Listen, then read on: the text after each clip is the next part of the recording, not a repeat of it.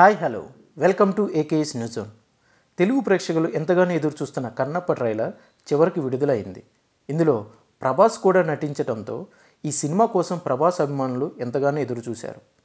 ఈ ట్రైలర్ మెప్పించిందా లేదా ఇప్పుడు మాట్లాడుకుందాం. ఈ వీడియోని పూర్తిగా చూసి మీకు నచ్చినట్లయితే లైక్ చేయండి, షేర్ చేయండి, అలాగే సబ్స్క్రైబ్ చేయకపోతే సబ్స్క్రైబ్ చేసేయండి. ఈ ట్రైలర్ మొత్తం ఆకట్టుకునేలా కట్ చేశారు. ట్రైలర్ ఆరంభమే పర్వతాలు, అరణ్యాలు, యుద్ధ సన్నివేశాలు అన్నీ హై స్టాండర్డ్ విజువల్ ఎఫెక్ట్స్తో చూపించడం విశేషం. ముఖ్యంగా శివుని భక్తుడిగా మారే సాధారణ వ్యక్తి జీవితం చూపించే ప్రయత్నం కనిపిస్తుంది. మంచు విష్ణు ఈ చిత్రానికి తాను ఎంత కష్టపడ్డాడో స్పష్టంగా చూపించారు.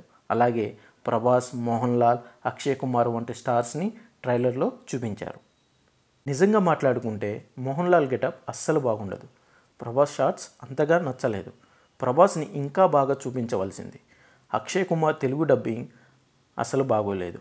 అలాగే మంచు విష్ణు కొన్ని చోట్ల నటన బాగా చేసినా కొన్ని చోట్ల ఎమోషనల్ డెప్త్ తక్కువగా అనిపించింది. మొత్తం మీద ట్రైలర్ చాలా గ్రాండ్గా రూపొందించినప్పటికీ ఎమోషన్ కొంచెం తక్కువగానే అనిపించింది. అందుకే కన్నప్ప ట్రైలర్ ఒక ప్యూర్ డివైన్ యాక్షన్ డ్రామా అనిపిస్తుంది. ఇది కమర్షియల్ సినిమా కాదు, కానీ కమర్షియల్ స్టైల్లో రూపొందించిన డివోషనల్ సినిమాగా నిలుస్తుంది.